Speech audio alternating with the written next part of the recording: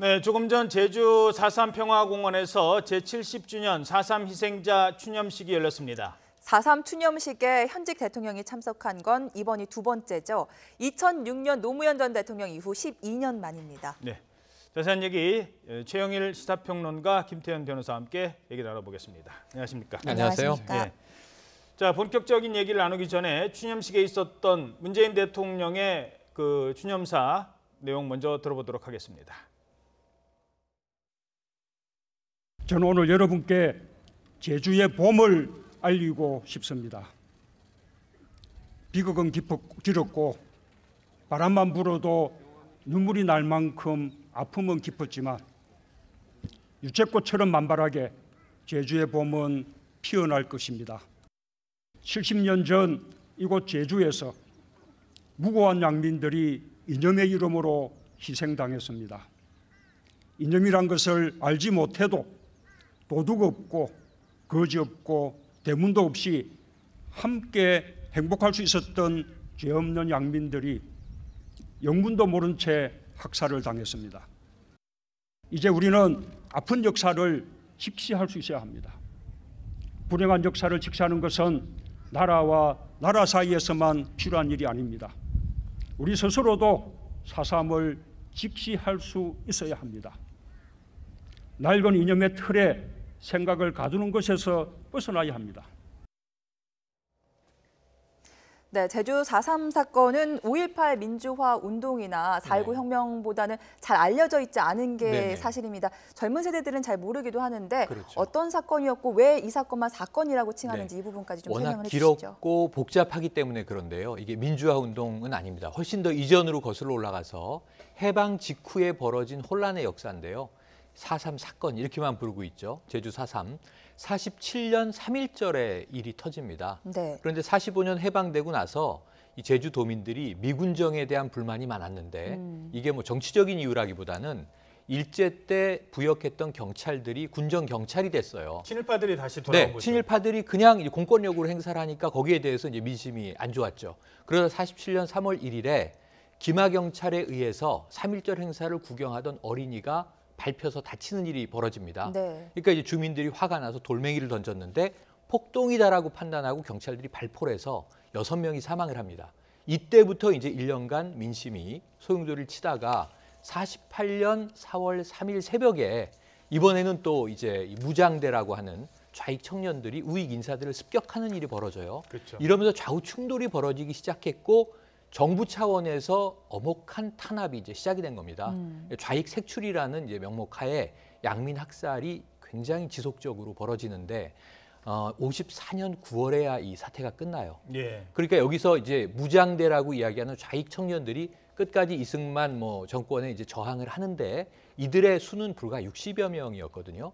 그런데 이 결국은 계속 군대가 가면서 토벌을 한 결과 제주도민들의 10분의 1의 인구 14,000명이 공식적으로 사망한 것으로 집계가 되는데 공식 집계 이외에도 지금까지도 입을 열지 않고 있는 유가족들의 사정들을 우리가 돌아보면 더 많은 희생자가 있을 것으로 이제 추정이 됩니다. 27,000이다, 3만이다 이런 얘기가 나오고 있습니다. 한 2배 이상 될 것이다라는 추정이 있고요. 그리고 이제 이 과정에서 경찰도 한 140명, 군인도 한 180명, 전사자들이 나왔고요. 그러니까 이거는 아까 이 문재인 대통령 말씀처럼 편협한 이념 격돌 속에서 죄 없는 양민들이 영문도 모르고 죽어간 사건입니다. 굉장히 오랫동안. 이승만 정부 시절에는 이 제주도민들이 이 당시에 좀 좌익 단체를 중심으로 남한 단독 정부 수립을 반대했었어요. 그러니까 또 정권의 정당성에 대한 도전이다라는 차원에서 탄압이 벌어지고 이 사이에 또 6.25 전쟁이 벌어진 과정에는 또 공비 토벌이다 이래서 또 토벌이 벌어지고 굉장히 아픈 역사가 제주에서는 오랫동안 지속됐던 그런 사건입니다. 자, 그래서 그 당시만 하더라도 뭐 가족 중에 한 사람만 없어도 어디 갔냐 답을 잘 못하면 한라산에 마치 빨치산 항쟁하듯이 올라가서 숨어 있는 거다라고 하면서 가족들까지 다 학살을 합니다. 그 일을 겪었던 당시 11살 소녀가 있었죠. 네, 국가의 제대로 된 사과와 보상도 받지 못했는데요. 피해자 할머니의 목소리를 함께 들어보겠습니다. 그때는 그렇게 수명 살아난 사람들 얼굴 그 서귀포 가서 그 영창 생활 몇 개월 동안 하면서 그 배고파는 생각, 또시 석방, 한 가을 들어가니까 우리 사람들 다 석방식이 돼요. 예. 석방식이니까 이제 갈등 넣고 하니까 우리도 안댕면 소재지에 왔어요.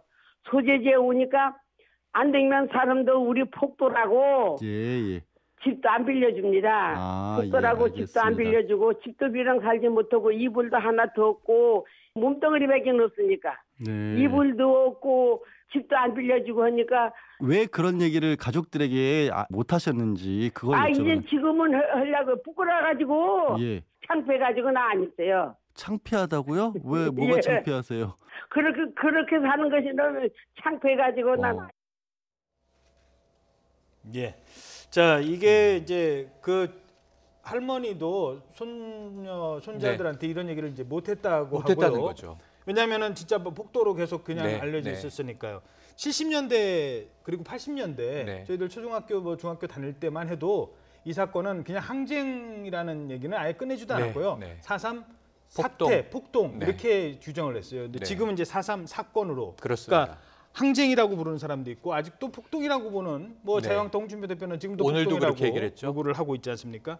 역사적 해석이 좀 달라지는 이유 그리고 예. 왜 지금까지도 규명이 안 됐을까요? 그러니까 정치적인 관점의 문제는 아니에요. 그러니까 이제 시간이 많이 흘러서 79년에 현기영이라는 작가가 처음으로 이 4.3 사건을 드러내는 소설을 하나 씁니다. 순이 삼촌이라는 건데요. 예. 여기서 삼촌은 진짜 친척이 아니라 제주 사람끼리는 일가뿐 아니고 이 동네 주민들을 다 삼촌 부르는데 순이 삼촌은 놀랍게도 여성입니다.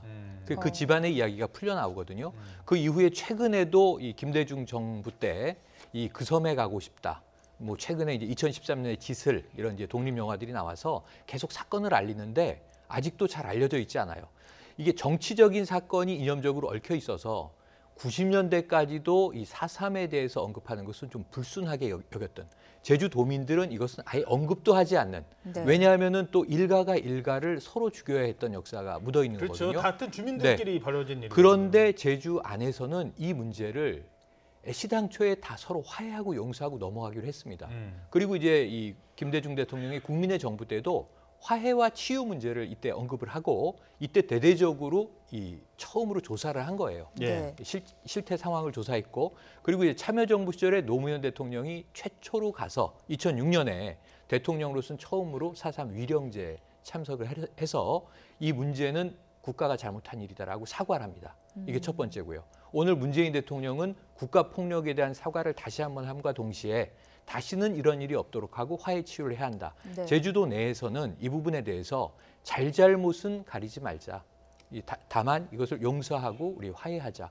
근데 이때 완전히 잘못된 게 뭐냐면요. 그 미 군정 보고서를 보면 제주도민의 70%가 좌익이다. 이렇게 단정을 내립니다.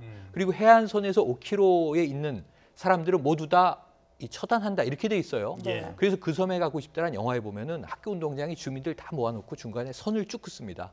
좌익은 왼쪽, 아이고. 우익은 오른쪽. 그래놓고 사살을 하게 되는데 아이들은 못 모르고 운동회 하는지 알고 뛰어놀다가 총 맞고 이런 장면이 나오거든요. 네. 그러니까 이게 좀 이 당시에 제주 도민들이 받아들이기에는 정치색이 투철한 사람은 몇이나 됐다고 그러니까 전체 도민들을 색깔로 분류했던 네. 아주 나쁜 사건이죠. 가장 안타까운 부분이 그 좌익이 뭔지 우익이 뭔지도 모르는 일반 제주 도민들이 이념 갈등의 희생양이 됐다는 거 아니겠습니까? 그 사실은 그 당시에 이제 8.15 광복 이후에 우리나라 정부 수립도 6.25 이후까지 그때까지 있었던 10년의 일정 혼란기 아니겠어요? 그때 있었던 아픈 역사겠죠. 그러니까 모든 사람들의 이념의 잣대로 이제 갈라서 하는 그런 부분들. 그렇기 때문에 굉장히 좀 불쌍한 또 제주 도민들이 많이 희생이 되는 가슴 아픈 역사고 다만 아직 4.3 사건에 대해서 완벽하게 이제 정리가 된 것 같지는 않아요. 그러니까 두 단계로 나눠서 이 진압 과정에서 정말 뭐 아무것도 모르고 이념이 뭔지도 모르고 뭐 좌익이 뭔지 우익이 뭔지 모르는 제주도민들이 정말 불쌍한 양민들이 희생된 것 그것에 대해서는 뭐 이제 이론의 여지가 없는 것 같은데 그 사건에 촉발했던 그 부분이 이제 뭐 홍준표 대표가 얘기했던 그 남로당의 어떤 우리 그 50 총선거를 방해하려는 어떤 반란을 진압하는 과정에서 나오는 것인지 아니면 정말 그것이 어떤 민중의 항쟁인지라는 그런 폭동과 항쟁 그 사건의 출발점에 대한 해석에 대한 다툼은 아직은 그것은 좀 진행 중인 것 같습니다. 예. 게다가 이 제주도가 그 혈연이 되게 강한 그렇죠. 그 섬 아닙니까? 네. 고시, 양시, 부시. 그렇죠. 그렇기 때문에 이게 집안 대 집안의 문제가 될 수 있었고요. 그리고 경찰 가족도 많이 있습니다. 그러니까 제주 경우의 가족들도 그렇죠. 있고요. 그리고 이 4.3 유족회 가족들이 있어서 그분들은 이제 화해를 하겠다라고 했는데 문제는 아까 말씀하신 것처럼 국가가 이 어떤 법이라는 미명하에 폭력을 행사한 거잖아요. 양민을 죽인 거. 이 부분에 대해서는 손해배상을 좀 요구할 수 있는지 지금도 유가족들이 어떻게 봅니까? 근데 그 부분 같은 경우에는 일단 소멸시효에도 문제도 좀 남아 있어서 그래서 뭐 특별법을 만들어서 예를 들어 그쵸, 희생자를 이제 보장하는 이제 특별법을 특별법을 만들어서 뭐 소멸시효 연장시켜주는 이렇게 하면은 뭐 보상도 가능할 것 같으나 그게 아니라 지금 있는 민법 체계에서는 좀 쉽진 않죠. 이미 4월 3일 47년부터 54년까지만 벌써 이제 50년이 지난 반세기가 지난 문제 아니겠습니까? 그렇기 때문에 아마 특별법을 제정하면 모를까 현행 단계에서는 법리적으로는 좀 어려운 측면들은 있죠. 알겠습니다. 자, 뭐 이 아직도 정확하게 규정을 하지 않고 사건이라고 불리고 있는 이 사건 네. 결국 우리가 풀어야 될 숙제가 아닐까 싶습니다. 다음은 지방선거 얘기 나눠보도록 하겠습니다. 네, 지방선거 얘기 나눠보도록 하겠는데요. 지금 서울시장에 대한 이야기를 좀 나눠보도록 하겠습니다. 지금 민주당은 네. 결선 투표를 도입하겠다고 네네. 얘기를 하고 있어요. 이게 좀 경선에 도움이 되나요? 경선에 도움이 될 뿐만 아니라 지금 민주당은 좀 상대적으로 다른 야당들에 비해서 여유로운 입장입니다. 정당 지지율도 좋고요. 그리고 또 이제 현역 서울시의 경우에는요. 박원순 시장의 뭐 현역 프리미엄이라고 부를 수 있는 것도 있고 하지만 당내 경선을 거쳐야 최종 이제 이번 6.13 지방선거의 주자가 결정이 될 텐데 네. 지금 당내에서는 박영선 의원 도전했죠. 우상호 전 원내대표, 우상호 의원도 도전했죠.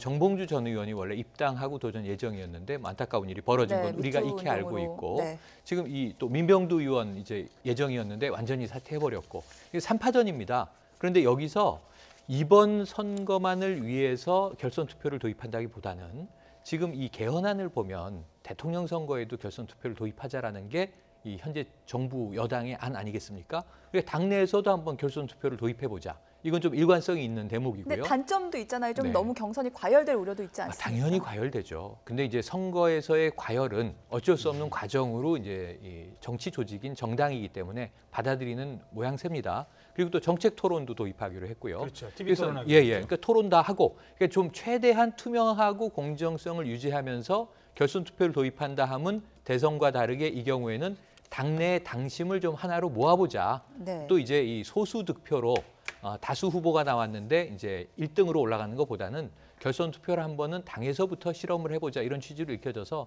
저는 뭐 굉장히 좋은 취지다라고 생각이 되고요. 예. 물론 이 첫 번째 투표에서의 결과 1, 2위로 결선에 올라가는 경우가 나올 경우에 이게 항상 반전의 여지가 있기 때문에 이거는 1위 주자가 안심할 수 없는 아슬아슬한 상황이 돼요. 누가 수혜자인지는 네. 아직 모르는 그래서 건가요? 말씀하신 대로 여기서 이제 이합 집산이 다시 벌어지면서 과열될 수 있는 여진이 있는 것인데 이걸 우리가 극복하지 못한다면 사실은 대선에서도 결선 투표는 뭐 어려운 일이겠죠. 그래서 저는 민주당이 실험하는 것 좋다고 봅니다. 네. 예. 아무래도 이제 1위를 현재 달리고 있다라고 뭐 표현하기 좀 그렇습니다. 아무튼 우위를 점하고 있는 박원순 전 시장이 있고 그걸 따라가려는 이제 두 후보가 있다고 봤을 때 TV 토론과 이 결선 투표제가 좀 변수가 될 수 있을까요? 변수가 될 수 있죠. 아무래도 지금 뭐 말씀하셨듯이 죄송합니다. 박원순 시장이 어쨌든 현직 시장에 프리미엄이 있기 때문에 인지도나 이런 측면에서 아마 당장 내일 만약에 결선 투표 없이 경선한다 그러면 박원순 시장이 후보로 확정될 가능성이 높죠. 다만 이제 두 명의 박영선 의원하고 우상호 의원, 뭐 현직은 프리미엄은 아니지만 그래도 굉장히 오랫동안 의정 활동했던 사람들이기 때문에 그 내공들이 간단치는 않은 것이거든요.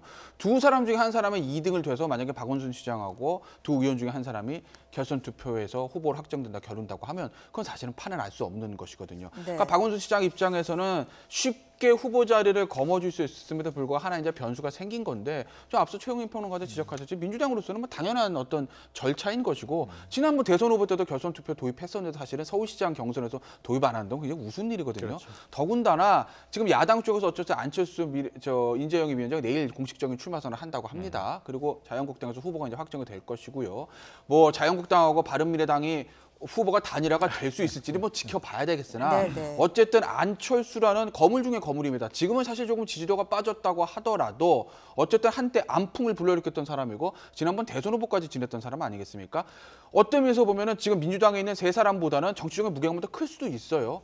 그러니까 안철수 후보가 위원장이 서울 바른미래당의 후보로 나와서 굉장히 바람을 불러일으킨다고 했을 때 그렇게 되면 서울시장 선거도 예전에 우리가 봤던 것처럼 굉장히 쉬운 선거는 아닐 수도 있거든요. 그렇다고 보면 경선 과정에서부터 조금 흥행, 바람몰이를 통해서 좀 이목을 집중시킬 필요가 있겠죠. 그래서 아마 민주당의 전원 선택은 저는 뭐 잘한 선택이라고 봅니다.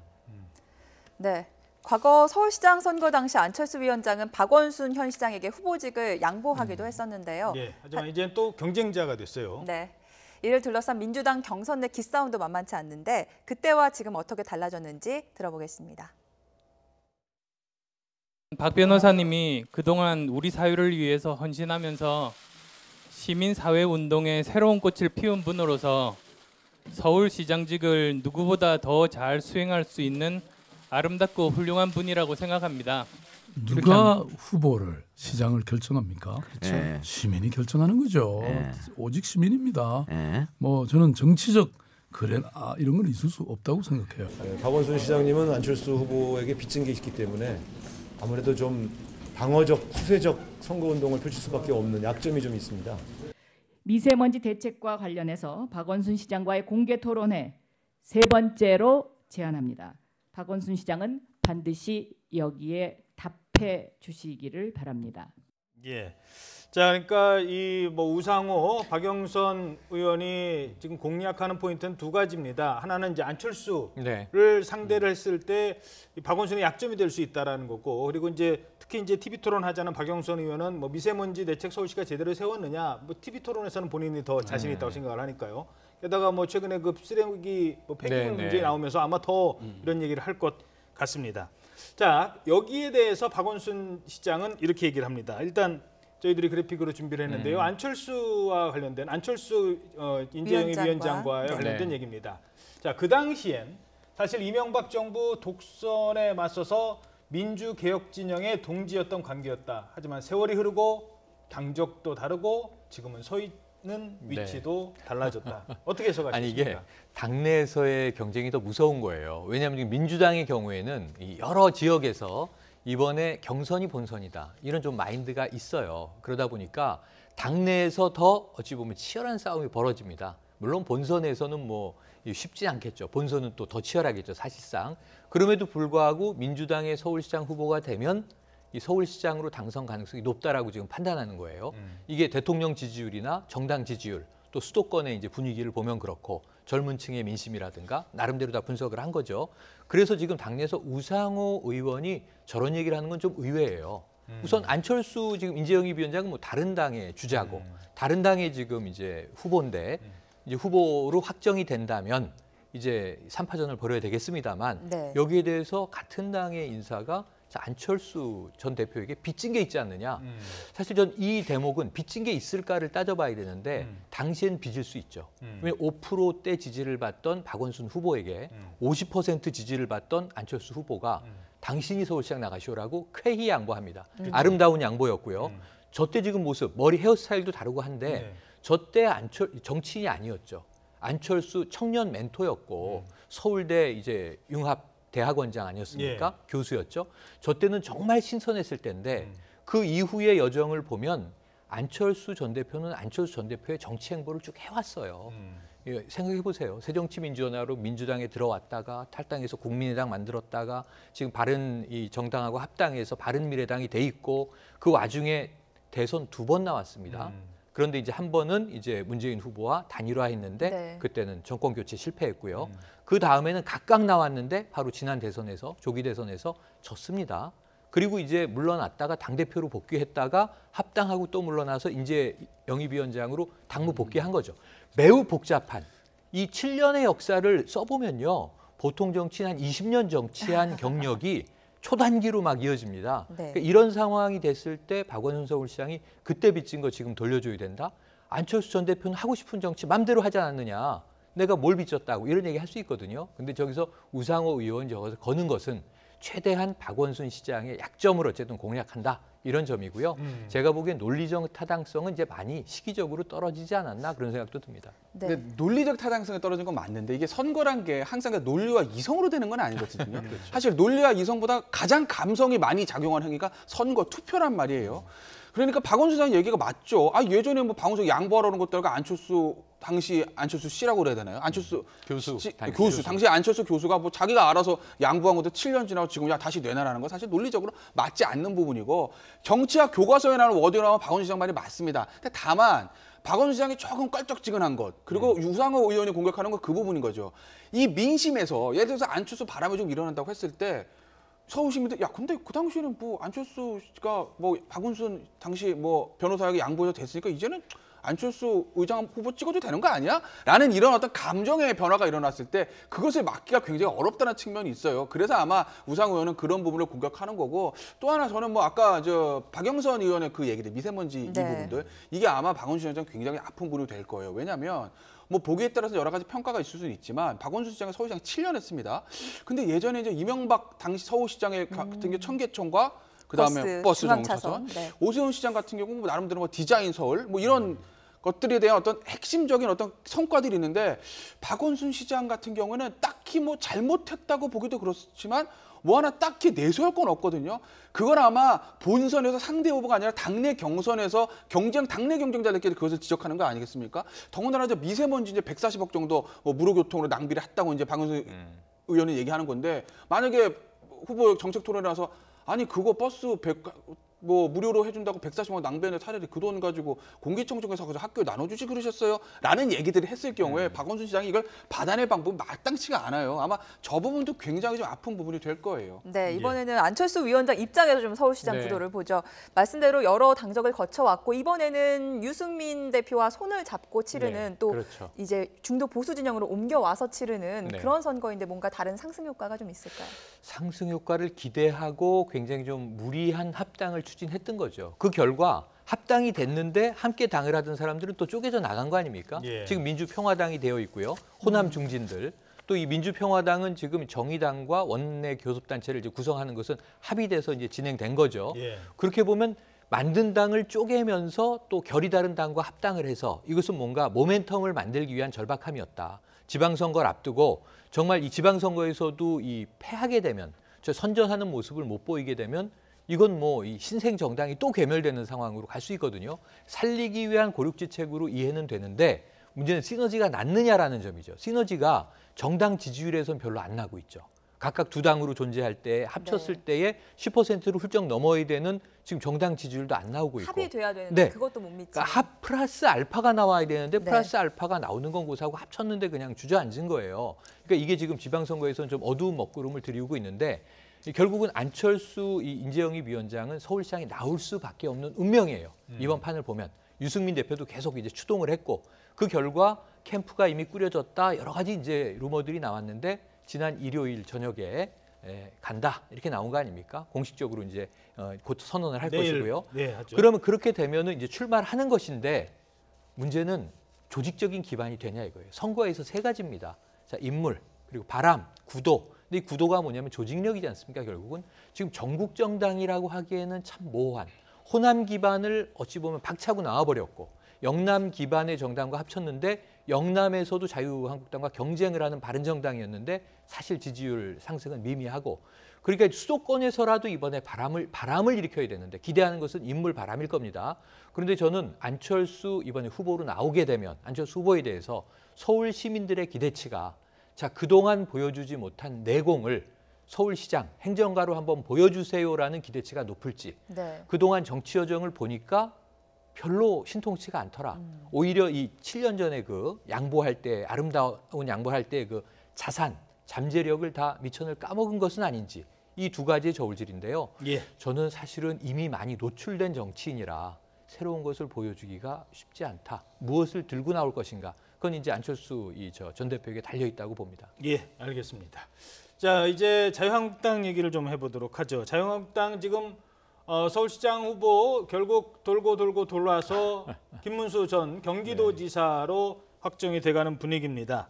일단 김문수 지사까지 오기까지 그동안 참 많은 과정을 거쳤어요. 아주 많은 과정을 거쳤습니다. 일단 네. 순서대로 좀 정리를 해드리면 언론에 보도난 것 기준으로 말씀드리면 홍종욱 전 의원에 대해서 노크를 했다. 홍종욱 전 의원이 안 나가겠습니다. 그렇게 얘기했습니다. 그다음에 이제 나온 카드가 이석영 전 법제처장 아니겠습니까? 이석영 법제처장 본인이 안 나가겠습니다. 그랬습니다. 그리고 나온 카드가 또 김병준 전 청와대 노무현 정부 당시에 정책실장 얘기가 있었죠. 김병준 전 정책실장도 이제 내가 정치 안 하던 사람인데 이제 갑자기 뛰어들면 명분이 부족하다, 시간이 부족하다 안 한다고 그랬습니다. 남은 사람 없죠. 뭐 외부에서는 뭐 당내에서 나경원 의원 얘기 나오고 김용태 의원도 얘기가 나오고 외부 인사는 황교안 전 총리 얘기도 나왔으나 어쨌든 지금 김문수 전 지사로 굳어가는 모양새고 글쎄요. 이 홍준표 대표가 어떤 생각으로 김문수 전 지사를 영입이면 아니군요. 저 후보로 내세우려는 건지 모르겠으나 제가 봤을 때는 박원순 전 시장을 겨냥하기보다는요. 안철수 위원장을 겨냥한 측면이 좀 더 크다고 봅니다.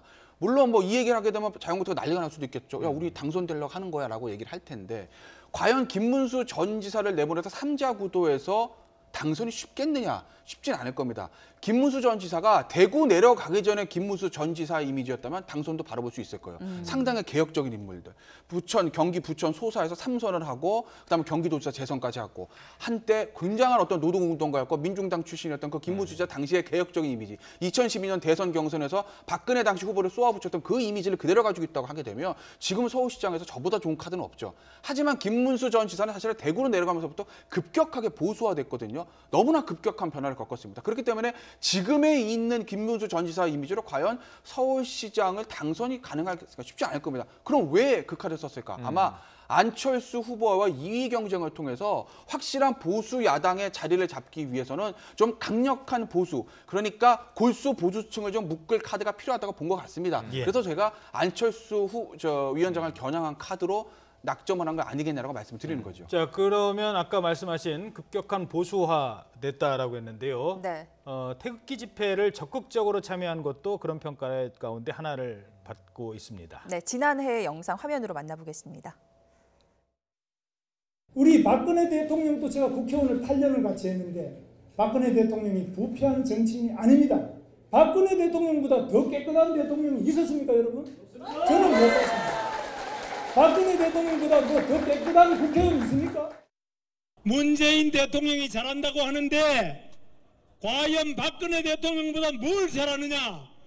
여러분 뭘 잘합니까? 쇼를 잘하더라고, 쇼를요.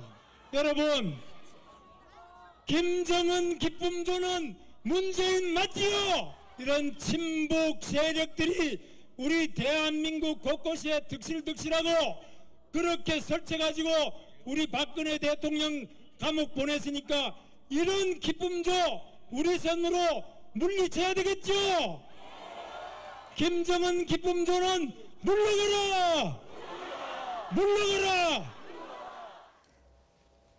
네, 김문수 전 지사는 노동운동가 출신이고요. 네, 네. 그리고 경기지사로 8년을 지냈습니다. 맞습니다. 근데 2016년 총선에서 대구 수성갑에서 진 뒤에 네. 정치 색깔이 약간 달라졌다라는 평가를 네네. 받고 있거든요. 지금 보신 사실은 것처럼요. 초기 1단계가 서서히 달라졌어요. 어찌 보면 굉장히 진보적인 인사였고 노동운동가 말씀하신 대로 민중당이라는 아주 급진적 진보 정당을 창당했던 인물입니다. 근데 그때 같이 창당했던 인물이 뭐 이재호 전 의원이라든가 이런 분들이기 때문에 그때의 진보 인사들이 지금은 또 보수 인사들이 돼 있어요. 그중에 한 분인데 문제는 저분이 새누리당, 그 전에 이제 한나라당 이쪽으로 입당을 하면서 어떤 문제가 생기냐면 기존의 보수 정치인들이 우리 편으로 오긴 왔는데 전향을 했는데 진보에서 정말 진정성 있는 것이냐. 이때 반대는 누가 있었냐면 새누리당, 그러니까 저 한나라당에 있다가 옮겨간 분은 손학규 전 지사가 있죠. 네. 이런 경우에 이제 민주당에 지금 이제 고문까지 되는 거죠. 반대로 움직였는데 그러다 보니까 김문수 전 지사를 제가 뵌 적도 있는데 어떤 고민이 있냐면 보수 인사들이 나를 믿어주질 않아. 진보 낙인을 찍고 있어. 지금 나는 보수당에 몸을 담고 있는데. 그래서 끊임없이 본인이 보수라는 것을 입증하기 위한 노력을 해요. 그런 것 중에 하나가 뭐냐면 이승만 초대 대통령 국부론 이런 것들을 주장했거든요. 그러다가 이제 급기야는 이제 대구에서 출마를 하는 상황이 되다 보니까 친박으로 이제 본인을 각인시키기 시작하는 겁니다. 이때부터 김태형 변호사가 얘기한 대로 나 친박이다 계속 외치고 다니는데 태극기 집회에도 나가서 억울한 탄핵이다 이런 얘기를 하거든요. 근데 문제적 발언이 나오지 않습니까? 문재인 대통령이 뭐 김정은의 기쁨조다 깜짝 놀랄 얘기들인데요. 그럼 저는 이 박근혜 전 대통령 탄핵의 당시에 찬성했던 70% 이상의 민심, 이 민심이 그럼 국민의 70%가 김정은의 기쁨조라는 것이냐 이렇게 되묻고 싶어요. 그러고 어떻게 당선을 지금 바랄 수가 있습니까? 수도 서울에서 저는 굉장히 쉽지 않은 승부를 거는 것인데 최종적으로 저는 서울시장 출마를 할지도 좀 의구심이 드는 것이 여기는 막대한 또 예산 문제가 걸려 있지 않습니까? 네. 15% 득표를 못하면요 선거비를 몽땅 날리게 되는 상황입니다. 이것을 김문수 전 지사가 감수할 각오와 용기가 있는 것이냐, 또 재원 동원이 가능하냐, 당이 지원해 줄 것이냐 이런 여러 가지 복잡한 변수 때문에 마지막 순간에 이 카드를 접을 가능성도 여전히 남아 있다고 봅니다. 그렇습니까? 자, 그런가 하면 또 충남지사 선거에서요. 사실은 거의 이건 뭐 민주당에서 충남지사 선거는 뭐 거의 이겨가는 분위기였는데 그렇죠. 갑자기 뭐 이 문제가 생기면서 지금 오히려 자유한국당이 바빠졌습니다. 이러면서 이인재 전 의원이 나타났어요. 지금 이 상황은 어떻게 되는 걸까요? 어떻게 보십니까? 글쎄, 아까 사실은 충남지사 같은 경우 자유한국당에서 거의 뭐 쉽지 않을 거라고 이제 예상을 했던 선거 아니겠습니까? 그런데 이제 말씀하신 대로 안희정 지사 그렇게 됐죠. 가장 강력한 후보도 박수현 전 대변인 그렇게 됐습니다. 그렇기 때문에 판이 좀 흔들리는 거고 그렇다고 보면 이제 자유한국당에서 이거 충남지사 잘하면 해볼 수도 있겠다는 생각을 할 수밖에 없겠죠. 근데 이제 현역 의원의 출마는 당도 부담이고 의원 본인도 부담일 거예요. 예를 들면 뭐 정진석 의원이나 이런 얘기들이 있었는데 나가면 지역구 날라갑니다. 지금 보궐선거 해야 되잖아요. 잘못하면 두 개 다 놓칠 수도 있는 거죠. 의원 개인도 마찬가지고 당 개인도 마찬가지고. 그러니까 현역 의원이 이제 다른 사람들을 영입을 해야 되는 건데 자유한국당 입장에서 충남지사에서 외부 영입은 쉽지 않을 거고 서울시장도 어려운데 충남지사 영입시켰으니까 그렇기 때문에 아마 이인재 후보라는 나름대로 한때 뭐 충남에서 본 약간의 잠룡 소리를 들었던 이제 그런 이인재 전 의원을 영입을 한 건데 이인재 의원이 예산 출신, 논산 출신이잖아요. 예. 그럼에도 불구하고 사실 충남지사를 하진 않았습니다. 경기도지사를 지냈죠. 그래서 예전에 올드보이라는 비판을 들으면서도 이인재 전 의원을 출마를 지금 뭐 확정을 한 것 같은데 자유한국당에서 고육지책이죠. 고육지책입니다. 다만 이제 아까 제가 서울시장을 말씀드렸을 때 당선보다는 안철수 후보와의 어떤 싸움을 통해서 확고한 2위, 그러니까 보수 정통 야당으로서 우리가 바른미래당이 아니라 자유한국당이라는 것을 알리기 위한 카드라고 본다면 이 충남지사 이인재 후보 카드는 그거보다는 나름대로 저는 당선도 좀 염두에 두는 것 같아요. 지금 뭐 여론조사 결과도 보면 그렇게 차이 나지 않는다는 것이거든요. 아마 지금 민주당이 충남도지사 판이 흔들리는 것을 간파를 하고 나름대로 전략적인 승부수를 낼 것 같은데 글쎄 모르겠습니다. 당선까지 가능하려는지. 예. 네. 올드보이의 귀환입니다. 이인재 전 의원은 벌써부터 지방선거 승리의 의지를 다지고 있는데 비판의 목소리도 만만치 않습니다. 이어서 들어보시죠. 특히 홍준표 대표께서 간곡하게 요청도 하시고 또 제가 우리 당의 재건을 위해서 한 장의 벽돌이라도 꼭 돼야 되겠다 이런 결심을 하고 있는 가운데 지금 이 시간 여기에 있습니다. 이번 승리를 위해서 정말 하늘의 미랄이 돼서 저희 모든 것을 다 쏟아붓겠습니다. 경남지사로는 이제 김태우 전 총리, 충남지사로는 이인재 전 최고위원을 염두에 두고 있는 것으로 이렇게 알려지고 있는데요. 각 당의 사정이 있는 건데 국민들 시각에서 보자면은 이 재고가 바닥나니까 유효기간이 지난 상품을 내놓는 게 아닌가 이렇게도 보여지고요. 국민 건강에 좀 해로운 선택이다 이렇게 생각합니다. 네, 최영희 평론가님, 올드보이의 귀환 인물난 때문인가요? 아니면 구관이 명관인가요? 인물난 때문이겠죠. 왜 참신하고 새로운 젊은 피를 보여주고 싶지 않겠습니까? 저는 이인재 의원이나 또는 아까 서울시에서도 김문수 전 지사나 이런 개별 인물들 다 정치는 다 야망이 있어요. 정치 욕망이 없으면 정치를 하지 않죠. 나이는 상관없습니다. 저는 이제 본인이 계속 그러한 그 야망을 향해서 이제 도전하고 있는 과정들인데 문제는 지도부의 선택이 문제예요. 지도부의 전략이. 이번에 저분들 출마 예정을 지금 하고 있는 분들의 고민은 뭐냐면 당 지도부라고 봅니다. 우리 당이 이길 수 있는 조직인가? 거기서 나라는 인물이 붙었을 때 시너지가 나느냐 마느냐 문제인데 모두 다 지금 자신이 없다. 왜냐하면 지금 보수층 이야기입니다. 저는 보수층 인사분들하고 이제 계속 좀 접촉을 해보면 이야기가 자, 홍준표 대표가 달라졌어요. 이거 지금 당내에서 추진하는 프로젝트입니다. 얘기도 직접 했었죠. 근데 홍준표 대표가 달라지지 않고 있어요. 그러니까 뭐 막말 논란 이런 거에 대해서 내가 언제 막말했느냐 이런 얘기를 되받아치고 있습니다. 오늘 제주 4.3에 대한 역사적인 해석도 자, 국가 폭력이 문제다. 국가가 사죄해야 된다. 근데 국가가 빠지고 좌익 폭동하고 양민학살을 그냥 연결시켜 버리니까 이런 부분에서는 좀 논리적 비약이 많단 말이에요. 근데 이런 부분들을 홍준표 대표가 하나씩 좀 섬세하게 잡아나가면서 당을 환골탈퇴시키면 좋은데 그게 안 보이고 보수층 다수의 중론과도 어긋나서 혼자 질주를 하다 보니까 이번 6.13 선거에서 완전히 패해야 당이 한번 완전히 죽었다가 부활을 도모할 수 있는 거 아니냐. 망해야 되는 거 아니냐. 이런 얘기가. 그러면 홍준표 대표는 살아날 수 있나요? 아니죠. 이번 지방선거에서. 그러니까 홍준표 대표 체제가 심판받아야 된다는 이야기를 보수층에서 하고 있단 말입니다. 역으로. 그러니까 누구도 도우려고 하는 그러니까 힘이 모여야 지금 안 그래도 열악한 지경에 있는데 세력을 모아야 솟아 일어나는 건데 세력을 모으려고 하는데 우리 편들이 흩어져 있는 거예요. 지금 양상이. 그러니까 이건 홍준표 대표가 정말 리더십에 대해서 진지한 고민을 해서 사람이 바뀌든가 사람을 바꾸든가 뭔가 결단을 해야 되는데 사람도 안 바뀌고 사람을 바꾸지도 못하면 이대로 그냥 고사하는 겁니다. 절박한 상황입니다. 자, 그런 상황도 있고요. 또 뭐 한편에서는 이제 지방선거라는 특징상 투표율이 일단 적지 않습니까? 그렇죠. 그리고 어차피 자유한국당 입장에서는 남을 내 편 만들기는 힘든 선거다. 지금 뭐 지금 보수가 아닌 진보를 자유한국당 투표장에 와서 뽑게 하긴 힘들다면 그럼 내 편이라도 확실하게 모으자. 그리고 강하게 보수로 가는 게 오히려 득표에 더 도움이 될 수 있다. 이런 전략은 아닐까요? 그러니까 아까 제가 말씀드린 서울시장의 전략이 그 전략이라는 거예요. 그러니까 김무수 전 지사를 내보내서 안철수 후보의 2위 경쟁에서 확고한 2위를 차지를 하겠다. 왜냐하면 사실 바른미래당에 비해서 자유한국당이 하나 압도적으로 자신할 수 있는 건 조직력이거든요. 굉장히 그 뿌리 깊은 조직력. 바닥 이 조직력이 잘 돼 있기 때문에 어느 선거에도 나도 웬간하면 15%는 넘깁니다. 아주 판이 흔들리지 않는 이상. 그렇기 때문에 2위 경쟁을 통해 가지고 우리가 보수 정당에서 일단 확고한 자리를 매기고 그래서 바른미래당을 좀 고사시키고 그리고 나서 이제 민주당과의 차기 총선 대선 이제 1대1 구도를 하겠다라는 생각을 가지고 이제 강력한 어떤 좀 강한 보수색을 띠는 인사들을 좀 끌어모으는 것 같은데 글쎄 그럼에도 불구하고 좀 올드하다는 생각을 지울 수밖에 없죠. 왜냐하면 자유한국당이 지금 판이 굉장히 안 좋기 때문에 홍준표 대표가 가장 먼저 해야 될 것은 새로운 리더십의 교체거든요.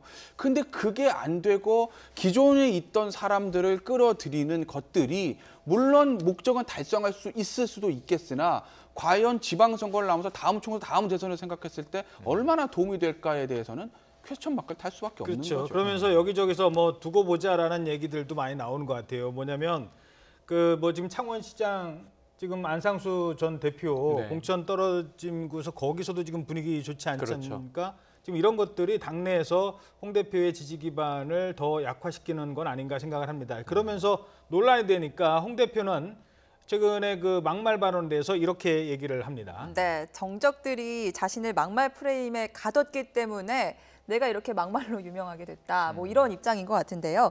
어떻게 들으셨습니까? 지금 아까 말씀드린 대로 막말이 왜 없어요. 그러니까 제가 보기에는 바퀴벌레, 연탄가스 이건 외부의 뭐 이제 상대당에 대해서 한 말이 아니라 자당에 같이 일하고 있는 동료들 주로 이제 중진들인데 이제 뭐 구친박도 있을 것이고요. 이제 지금 다선 중진들에게 던진 말입니다. 바퀴벌레다, 연탄가스다. 그러면 이게 뭐예요? 이 해충으로 생각을 하고 또는 해도 가스로 생각을 하고 있다는 얘기니까 그럼 이건 서로 공존하면 안 되는 건데 공존을 하고 있으면서 이게 비판받으니까 해명을 또 합니다. 친근감의 표현이라고 했나요? 친근감의 표현이라겠죠. 친근감의 표현이면서 이거 경상도에서는 흔히 쓰는 얘기예요. 이런 얘기를 하는데 제가 아는 경상도 분들이 이런 말에 깜짝깜짝 놀랍니다. 전에 장인어른 영감탱이 우리 경상도에서는 다 그래요 그랬는데 암덩어리 경상도에 사는 제 친구들이 장인 보고 영감탱이라고 그런 사람이 없어요. 그러니까 이런 해명을 너무 태연하게 하시니까 그게 같이 있는 같은 이 동양 출신들이라든가 같은 당 출신들이 정말 부끄러워하는 경우들이 연출된다는 거죠. 그러니까 이런 부분들에 대해서 홍준표 대표가 그냥 내가 말이 좀 셌나 잘못했네 이 사과를 못해요. 사과하면 해결될 문제인데 우기다 보니까 점점 엉뚱한 배가 산으로 가고 극단으로 가는 겁니다. 그래서 저는 홍준표 대표의 이 막말 논란 문제는 본인이 좀 성찰을 해서 자성을 해서 고쳐나가야 될 문제인데 아니 저렇게 전혀 잘못된 이야기가 아니고 본인의 말은 다 표준어다. 내 말은 정상적인 표현이다라고 우기시면 그럼 이 국민 정서와는 좀 동떨어지게 되므로 이게 정치에서 큰 패착 요인이 된다니까요. 예, 자 이걸 좀 여기에 명심하셔야 대해서 됩니다. 보수의 품격을 갖춰야 된다라고 하는 두 지방자치단체장의 얘기를 전해드리면서 이 얘기는 마무리 짓도록 하죠. 먼저 네. 남경필 경기지사입니다. 네, 남경필 경기지사가 SNS에 글을 하나 올렸는데 여기에 뭐 홍준표 대표를 겨냥했다라는 얘기는 없지만 뉘앙스가 그렇습니다. 마땅히 비판해야 할 문제를 거친 표현으로 인해 본질을 훼손시킨 일이 반복돼 왔습니다. 사용하는 언어조차 품격을 갖추지 못한다면 국민은 보수의 가치를 인정하지 않을 것이다라는 글을 올렸습니다. 그다음에 유정복 인천시장도 역시 목소리를 냈습니다. 자기 정치를 할 게 아니라 국민의 목소리를 대변하려는 자세가 필요하다. 당이 정말 정신 차려야 한다. 라고 얘기를 했습니다. 이 정도로 정리를 하도록 하죠.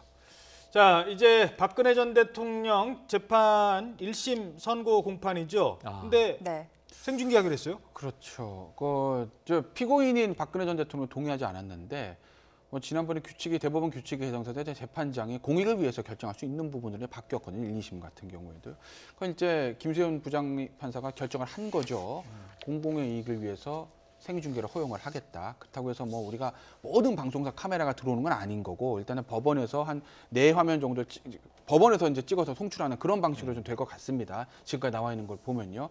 아마 지난번 박근혜 전 대통령 탄핵 때 이정미 헌법재판관이 당시에 조장 대행이 탄핵 결정문 읽고 마지막에 피청구인 대통령 박근혜를 파면한다. 이 주문 낭독하지 않았습니까? 그것과 동일한 형태로 아마 화면상에서 박근혜 전 대통령 판결 선고를 우리가 볼 수 있을 것 같습니다. 네, 박근혜 전 대통령이 지금 재판에 증인으로 나오지 않는 상황이기 때문에 박근혜 전 대통령 없는 1심 선고가 되지 않을까도 싶은데 앞서서 법원이 이재용 부회장 1심 선고 때인가요? 그때는 TV 생중계 허용하지 않았거든요. 이번에는 왜 허용을 했을까요? 그때 너무 이상했어요. 사실 지금 최순실 선고 때 한번 하지 않겠는가. 근데 뭐라 그랬냐면 그 당시에 피고인 최순실이 원하지 않는다. 이건 지금 박 전 대통령도 원하지 않잖아요. 그런데 본인이 이번에 원하느냐 공개하잖아요. 공공의 이익이 먼저냐 이제 이건 재판부가 판단하는 건데 이거 피고인의 입장을 전적으로 들어준 겁니다. 두 번째 이제 이재용 삼성 부회장 판결 때 무슨 얘기를 했냐면 자 공익으로 얻을 수 있는 것과 생중계를 해서 이 피고인 그러니까 이재용 부회장이 이제 받을 수 있는 타격을 저울질해 봤을 때 이 개인이 입을 손실이 너무 크다 이렇게 얘기를 합니다. 그래서 불허합니다. 그러니까 이건 다 지금 최순실, 이재용 부회장 모두 다 피고인의 입장을 상당히 배려한 거예요, 재판부가. 근데 이번에는 박 전 대통령이 정말 육필로, 친필로 입장까지도 이제 표명했음에도 불구하고 이것은 공익에 부합한다. 이 생중계를 허용한다. 이렇게 한 거 아닙니까? 그러니까 저는 이 앞에 두 건이 조금 문제가 있었다. 이번까지 만약에 생중계를 불허했으면요. 지난해 법원에서 그 갑론을박을 통해서 자, 생중계를 한다. 재판부가 결정한다. 이 이야기를 규칙을 바꿀 이유가 없었다는 거예요. 이 정도 큰 사건에 대한 생중계도 이 판결을 보여주지 않을 거면 앞으로 어떤 판결을 생중계하겠다는 것인지 전 지난해 법원의 결정에 다시 의문을 제기하는 입장이었는데 그래서 이번 생중계 결정은 너무 당연하고요. 이재용 부회장이나 최순실의 이 재판도 생중계했어야 함에도 불구하고 그렇지 않았던 점은 오히려 돌이켜보건대 좀 아쉬움이 남는 대목입니다. 이명박 전 대통령도 이제 구속 수감된 상태이기 때문에 재판을 받게 될 텐데 여기에도 적용이 좀 될까요? 글쎄요. 그는 뭐 이명박 전 대통령 아직 뭐 사실 기소도 되지 않은 상태인데 그 재판부가 판단할 경우겠지만 전직 대통령 같은 경우는 모든 경우는 사실 형평성의 원칙에서 맞출 수밖에 없거든요. 그러니까 박근혜 전 대통령 경우도 이번에 1심이 선고가 생중계가 허용이 됐기 때문에 이명박 전 대통령도 중앙지법에 다른 아마 재판부에서 배당이 된다 하더라도 이명박 전 대통령 같은 경우에도 생중계 선고될 가능성이 높죠. 현재로서 봤을 때는. 그리고 이게 이 생중계라는 이런 문제가 어쨌든 피고인의 어떤 이익에 대한 문제들도 있고 그래서 피고인의 의사를 어떻게 좀 물어볼 수밖에 없는 것이고 그리고 설사 생중계를 안 한다고 해서 우리가 그러면 그 장면을 모르냐 그건 아니거든요. 그러니까 생중계 지난번 이재용 부회장 같은 경우나 최순실 같은 경우에도 법원 선고하는 한 2시간 정도 내내 모든 언론사 기사들이 취재를 해서 거의 생중계하다시피 해서 우리가 그 다 내용을 알 수 있었어요. 그러니까 생중계 안 했다고 해서 그것이 깜깜이냐 뭐 그건 아닙니다. 결국 국민의 알 권리는 다 보장이 되는 부분이거든요. 그렇기 때문에 아마 법원에서는 최소한도로 이 생중계하는 예들을 좀 줄이고 싶을 거예요. 그래서 아마 피고인이 정말 전직 대통령 같은 정말 큰 사건이라든지 또는 엄청나게 그 다수의 피해자가 양산되는 아마 그런 사건들로만 좀 하지 않을까 싶어요. 그래서 아마 이번에 박근혜 전 대통령도 선고가 생중계하기로 된 거고 그런 흐름이라면 아마 한 7개월, 올해 말 정도 또는 내년 초에 예상되는 이명박 전 대통령 1심도 생중계가 되겠죠. 선고가. 예, 알겠습니다. 자, 이번에는 검찰 과거사 위원회 문제 얘기 나눠보도록 하겠습니다. 지금 이제 과거 사회에서 재수사가 불가피하다라고 지금 선정을 하고 있습니다. 그 중에서 이제 몇 가지 유력한 것들, 재수사를 할지 말지를 이제 곧 검토를 해서 결정할 사건들이 지금 나오고 있는 것 같습니다. 5건이었는데요. 네. 그래픽으로 저희들이 준비를 했습니다. 함께 보시죠. 네. 자, 일단 춘천 파출소장 딸 강간 살해 사건, 부산 엄궁동 2인조 살인 사건, 72년, 90년 사건이기 때문에 워낙 오래된 사건이라 그렇죠. 좀 저희들도 이제 이렇게 언급은 하지 않겠습니다. 근데 이제 2008년 이명박 정부 들어서서 논란이 됐던 사건이 바로 정현주 전 KBS 사장의 배임 사건이었습니다. 이길 수 있는 소송 왜 안 했느냐, 뭐 이래가지고 결국 나중에 무죄 됐잖아요. 맞습니다. 용산 참사 그 끔찍했던 사건들 최근에 이제 언론에 나옵니다. 그 뭐 왜 진압을 제대로 안 했느냐라는 재촉을 받았다라는 현직 경찰관의 전직 경찰관의 얘기도 나오고 있고요. 장자연 씨 성접대 사건도 지금 나오고 있습니다. 네, 일단 재조사에 들어갈지 결정이 된 건 아니라 사전 조사를 할 대상들이라는 건데 이 사전 조사가 정확히 뭔지부터 좀 설명을 해주시죠. 그렇죠. 사전 조사라는 게 일단 수사하기 전에 일단 사실관계 좀 확정하는 그런 부분 아니겠어요? 왜냐하면 이 장자연 씨 같은 경우는 2009년인데 그 당시에 예를 들어서 이제 리스트에 뭐 여러 사람의 이름이 나왔다는 거고 결국 보면 그 사람들을 단죄를 해야 되는데 이게 쉽지가 않아요. 왜냐하면 일단 피해자인 장자연 씨가 없고 지금 그러니까 장자연 씨 진술을 들을 수 없는 거고 결국 그러면은 2009년에 성접대했던 그 사람들을 처벌하면 이것이 단순한 성접대라고 하면 성매매 특별법일 거고 그리고 그게 아니라 강제성이 있다면 이제 성폭행 아니겠습니까? 근데 2009년이기 때문에 이미 이제 공소시효가 완성된 부분들이 있고 당시에 우리 맨날 미투할 때 나오는 얘기지만 성범죄 사건이 그 당시에 이제 친고죄였는데 2009년에는요. 이미 고소기간에 도구가 있기 때문에 이게 수사한다 해도 처벌할 수가 없는 것이거든요.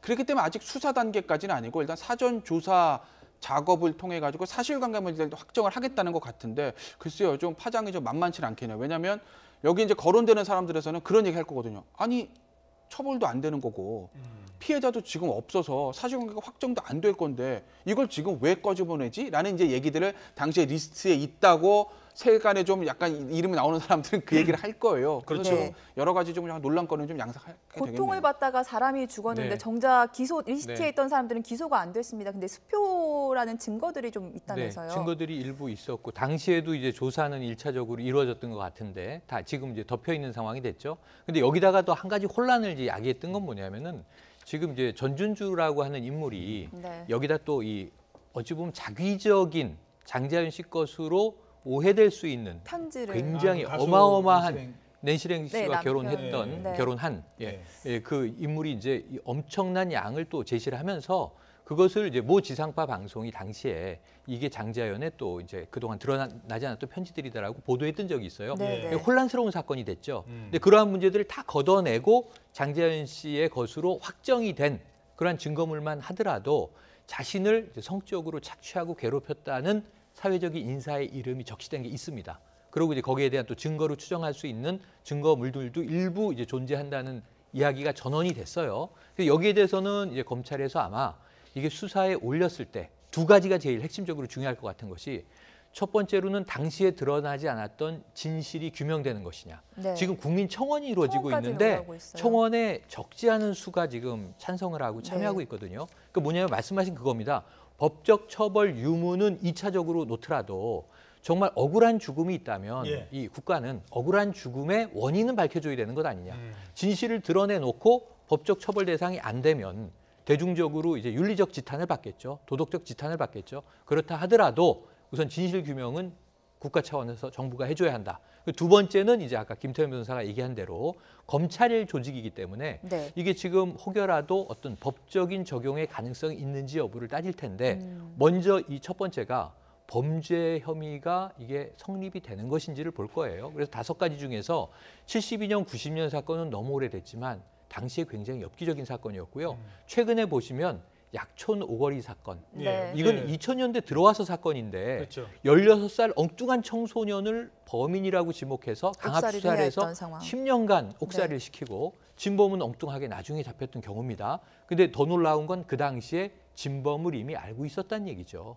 그런데 이제 경찰의 이 수사 오류를 바로잡지 않으려고 이것을 어찌 보면 이제 뒤집어 씌웠던 그런 건데 이런 일이 21세기에 있었다는 게 국민들이 놀라는 대목이기 때문에 그 언제든 재조사가 가능한 수준의 자료들이 남아있다면 한번 도전해보자라고 하는 전 의욕으로 보여집니다. 그래서 최근에 장자연 사건의 경우에도 진실이 무엇인지는 한번 정리하고 넘어갈 필요도 있겠다는 생각은 듭니다. 네, 장자연 사건의 진실을 궁금해하는 국민들이 많습니다. 특히 국내 유력 언론사의 사장 이름까지 거론되고 있는 상황이거든요. 예, 자 이러면서 더불어민주당 박주민 의원이 당시 수사기관이 이를 알고도 묵인했는지 기소를 왜 못했는지 철저히 따져야 한다고 주장하고 있습니다. 그 내용 들어보시겠습니다.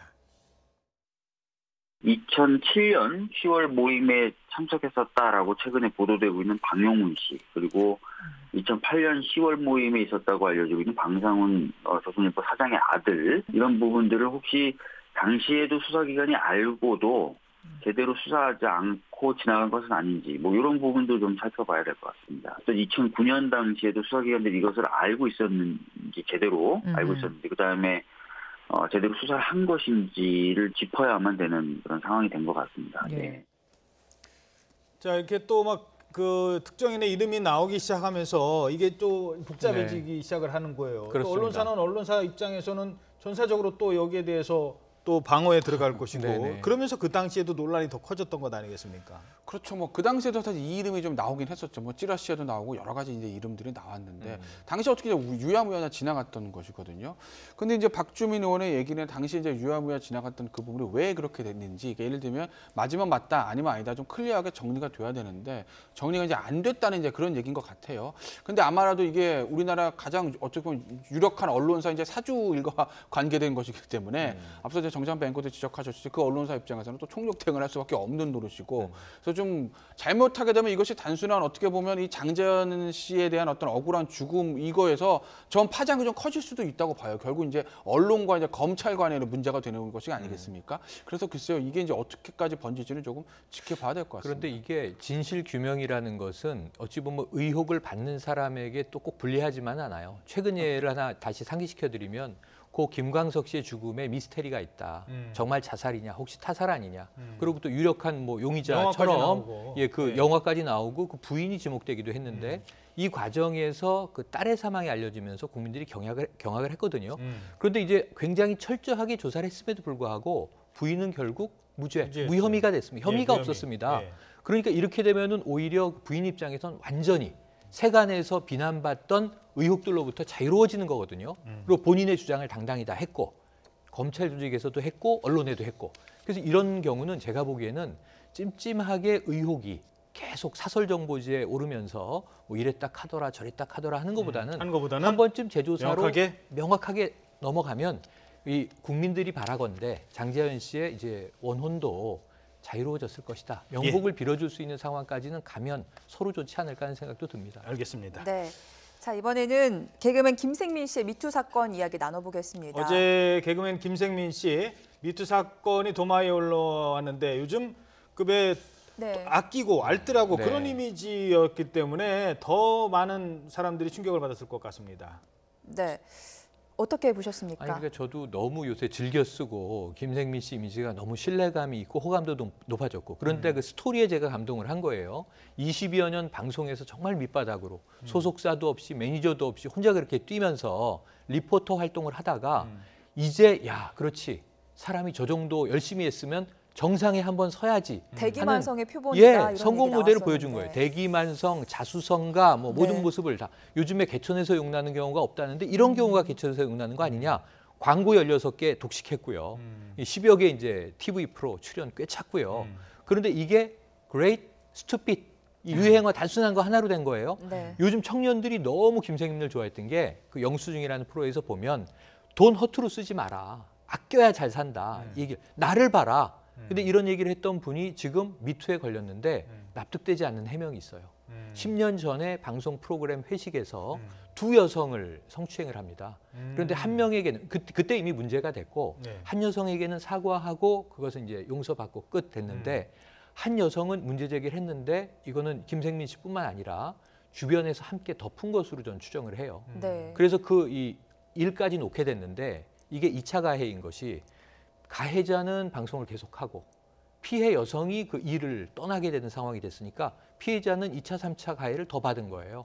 그러고 이제 10년이 지났는데 미투 운동이 벌어지니까 그때 피해자가 이제 미투를 제기한 거죠. 여기에 대해서 바로 인정했습니다. 기억난다고 했고 당사자에게 사과도 했는데 다만 해명 과정에서 당시에 술에 너무 만취해서 내가 이런 일한 거 정말 잘못했습니다 했는데 이 여성은 그 당시에 만취하지 않으셨잖아요. 회식하는 노래방 공간이 있는데 따로 별실, 밀실을 잡아놓고 그 방으로 저를 불러서 추행을 했는데 내가 인지하기로는 당신 그렇게 취해 있지 않았었다. 진정한 사과 아니다. 지금 이런 입장이거든요.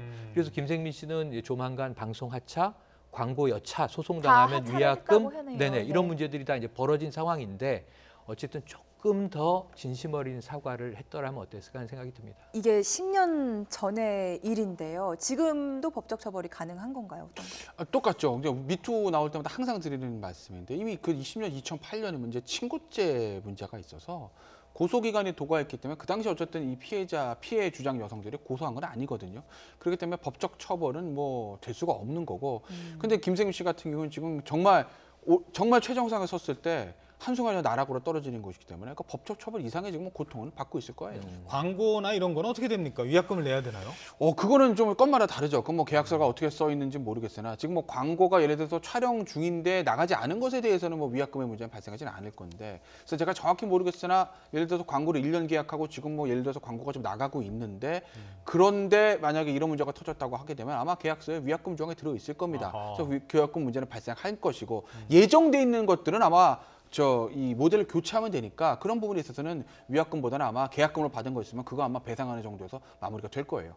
프로그램도 지금 그러면 하차를 해야 되는 상황이에요? 예, 한 10개 프로그램을 하차해야 되는데요. 지금 이제 김생민 씨의 캐릭터가 얼만큼 독창적이었냐면 예능은 예능이고 뭐 시사 예능, 정치 예능이 좀 생기곤 있었습니다만 경제 예능은 없었거든요. 근데 김생민 씨가 경제 예능을 개척한 사람이에요. 김생민의 영수증은 팟캐스트로 하던 건데 워낙 인기가 있으니까 이제 지상파에서 파일럿을 하다가 이제 아예 고정 프로로 안착이 됐고요. 그 외에도 김생민이 등장하는 워낙 오래된 연예가와 관련된 이제 소식 전하는 프로그램들, 예능 프로그램을 포함해서 새로운 포맷의 프로그램이 많이 개발됐는데 어쨌든 현재 출연 중인 게 10개라고 합니다. 근데 문제는 전 법적 처벌은 부차적이에요. 왜냐하면 대중의 사랑으로 그 인기를 가지고 돈도 벌고 자신의 어떤 이 명예를 구가하던 인물이 대중의 지탄을 받는 순간 산이 높을수록 추락하는 골은 더 깊은 겁니다. 대표적인 경우거든요. 김생민 씨 팬클럽, 팬카페가 굉장히 이름이 재밌는데 통장 요정이에요. 바로 폐쇄에 들어갔습니다. 그리고 그동안 좋아했던 팬들은 더 배신감을 느낄 거 아니에요. 이런 분인지 몰랐습니다. 이렇게 되면은 사실은 이 호감이 급 비호감으로 전환되고 그동안에 이제 추종하던 이 선풀들이 악플로 다 뒤바뀌기 때문에 본인의 입장에서는 전 법적 처벌보다 훨씬 큰 고통에 휩싸이게 될 텐데 이런 미투의 결과에 대해서 좀 특히 남성들 앞으로 좀 직시하고 조심해야 될 것 같습니다. 네, 10년 전에 잘못된 행동이 정말 스튜핏한 결과를 가져온 것 같습니다. 최영일 시사평론가, 김태현 변호사였습니다. 두 분 오늘 말씀 감사합니다. 고맙습니다.